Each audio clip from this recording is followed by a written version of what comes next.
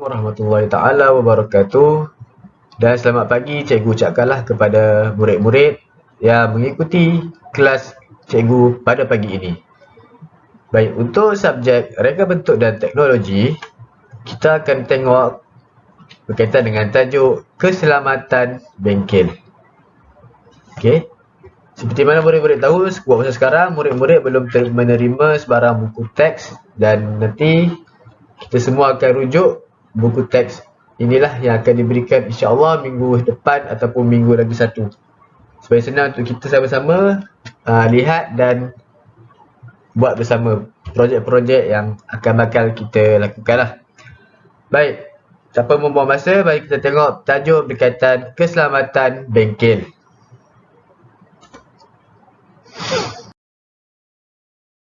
Okey, di sini ada sisipan komik, okey. Kita lihat dekat dalam komik ini kita melihat Cikgu Nasir dan murid-murid tahun 4 Alpha yang berada di luar bengkel reka bentuk dan teknologi RBT. Tengok apa yang Cikgu Nasir cakap. Murid-murid, hari ini kita akan masuk ke dalam bengkel reka bentuk dan teknologi. Sebelum masuk, letakkan dan susun beg kamu di sana. Mengapakah kita perlu meninggalkan beg di luar bengkel, cikgu? Beg akan menghalang laluan dan ruang kerja akan menjadi sempit. Cikgu, apakah yang akan kita lakukan di dalam bengkel ini? Banyak aktiviti yang dapat kamu lakukan di sini.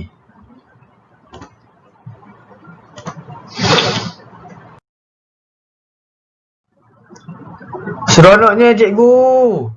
Ini kali pertama kami dapat masuk ke bengkel.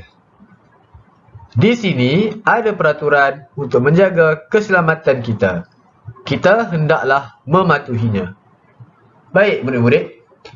Berdasarkan komik yang ada cikgu letak ni, dalam buku teks ada komik ni. Secara umum Cikgu Nasir ni dia membawa murid kelas 4 Alpha untuk ke bengkel RBT bagi menjalankan pembelajaran RBT lah. Dan Cikgu Nasir telah memberi beberapa peringatan ya, kalau anak-anak murid dapat lihat tentang apa yang perlu mereka lakukanlah sebelum mereka memasuki bengkel. Okey. Jadi dalam cerita tadi agak-agak kamu semua tahu tak apakah peraturan ataupun langkah-langkah keselamatan yang telah dinyatakan oleh Cikgu Nasir? Okey? Tahu? Okey, mari kita tengok sama-sama. Apakah langkah-langkahnya? Okey. Jadi untuk tajuk peraturan keselamatan, hari ini kita akan melihat kepada peraturan keselamatan bengkel. Okey. Apakah yang peraturan-peraturan yang ada untuk memastikan kita apabila masuk ke dalam bengkel sentiasa dalam keadaan selamat.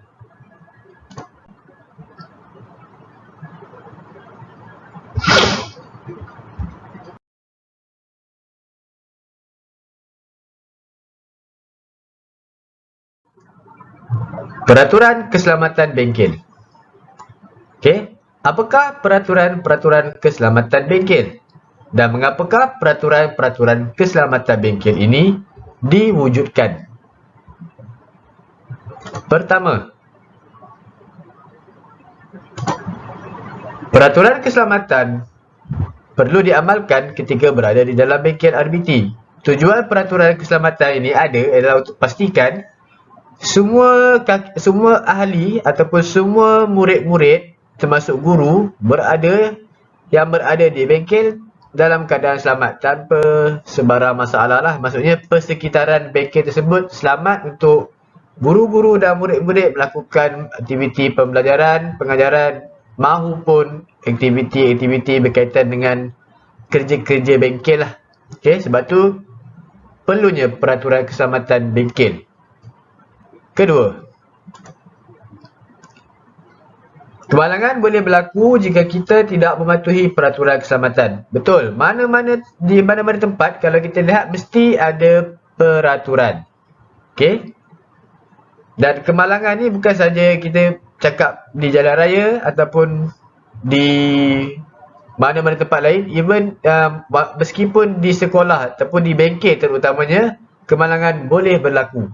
Apakah jenis-jenis kemalangan yang boleh berlaku di bengkel? Nanti kita akan bincangkan.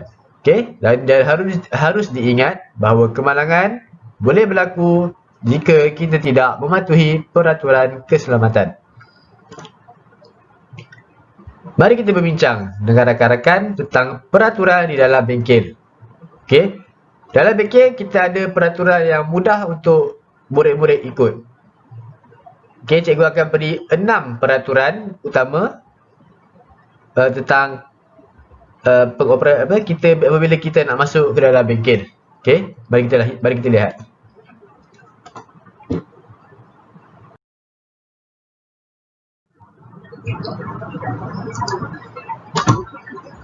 Peraturan keselamatan bengkel. Yang pertama, patuhi semua tanda keselamatan di dalam bengkel. Baik, seperti mana murid-murid tahu, seperti mana di jalan raya ataupun di mana-mana tempat lain, kita ada tanda keselamatan. Okey, dan di bengkel kita juga ada tanda-tanda keselamatan yang murid-murid boleh baca ataupun lihat sebagai langkah-langkah berjaga-jaga. Seperti contoh, kita ada tanda kebakaran, tanda tengkorak, sesuatu bahan itu beracun, tanda api, tanda elektrik dan bermacam-macam tanda keselamatan yang lain lah yang ada di dalam bengkel. Okey, yang murid-murid boleh lihat dan tahu dan faham apakah fungsi tanda-tanda keselamatan tersebut dibuat. Kedua, jika apabila berada di bengkel, hendaklah kita buka semua pintu dan tingkap bengkel sebelum memulakan aktiviti. Kenapa kita perlu buka semua pintu dan tingkap? Kenapa tak boleh tutup? Kenapa tak boleh tutup tingkap, tak boleh tutup pintu, tak payah bagi orang masuk? Kenapa kita kena buka? Tujuan untuk kita buka semua pintu dan tingkap bengkel sebelum kita memulakan aktiviti ialah untuk memastikan perjalanan udara ataupun airflow dalam kawasan bengkel tu, sekitaran bengkel tu lancar. Okey, contoh cikgu bagi contoh, jika kita tengah buat projek kayu, pada waktu tu kita nak gunakan lapisan kemasan, kita gunakan shellac. Okey, shellac ni adalah cecair, dia ada bau, dia adalah cecair, dia bahan kimia. Okey, apabila apabila kita hidu benda ni, dia boleh mengakibatkan kita pening, setengah orang boleh jadi muntah, pengsan. Okey, jadi kalau tak ada udara keluar masuk dengan lancar, kita akan terkurung dengan bau-bau daripada benda-benda ni lah, bahan-bahan kimia ini. Okey, bukan maksud cikgu suruh awak cium, cikgu hanya bagi contoh. Okey, sebab tu kenapa kita perlu buka semua semua pintu dan tingkap sebelum bengkel memulakan aktiviti.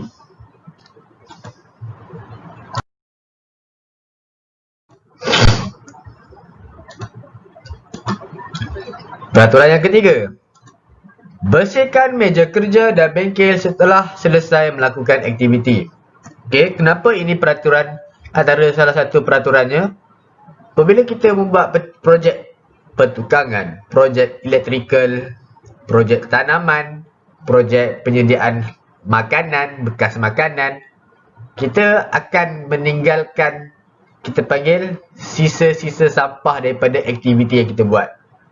Okey, sebagai kita punya sikap tanggungjawab, jadi kita haruslah membersihkan apa yang telah kita buat supaya benda tu tidak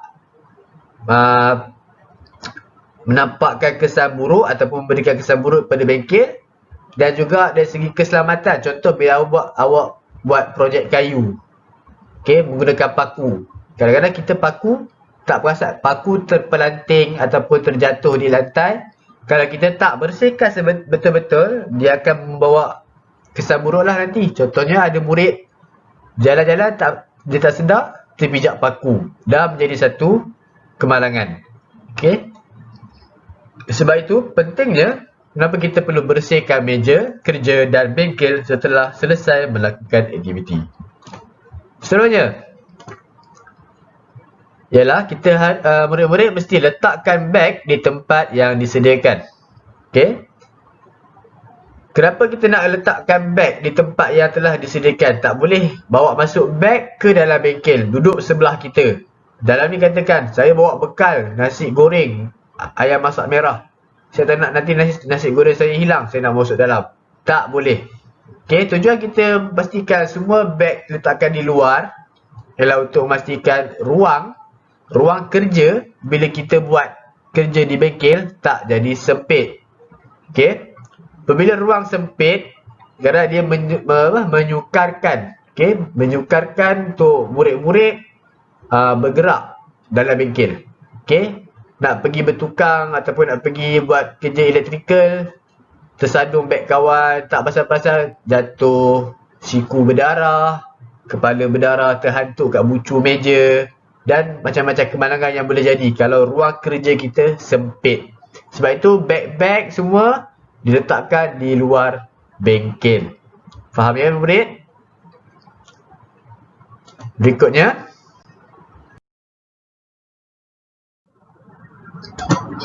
peraturan kelima. Sentiasa gunakan alatan dan bahan setelah mendapat kebenaran daripada guru.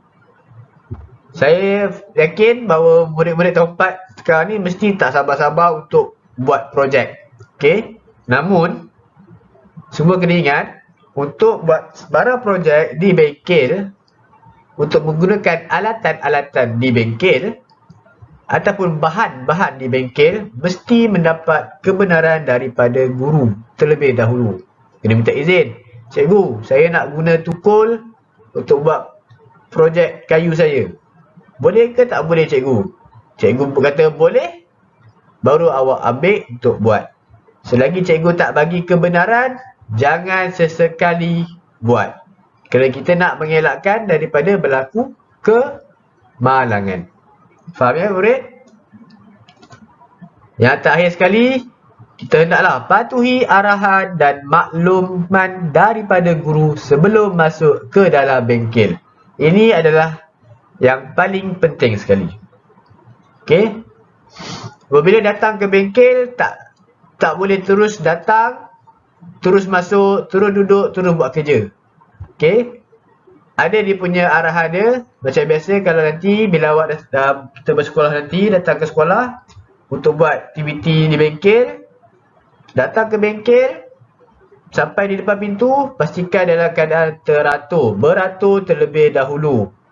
Apabila sudah cukup bilangan murid, baru ketua yang akan dilantik nanti, foreman, kita panggil foreman dekat bengkel, akan memaklumkan kepada guru bilangan murid dah cukup, baru cikgu guru akan beri arahan berikutnya untuk masuk dan sebagainya. Okey, kena sentiasa ingat ya, patuhi arahan. Baik. Demikian adalah 6 jenis peraturan keselamatan bengkel. Okey, saya harap murid-murid dapat faham apa yang dimaksudkan dengan peraturan keselamatan di bengkel. Untuk sesi yang berikutnya, kita akan terangkan tentang peraturan keselamatan diri. Bagaimana kita nak jaga diri kita semasa membuat aktiviti di dalam bengkel. Baik. Itu saja daripada saya. Sekian, terima kasih.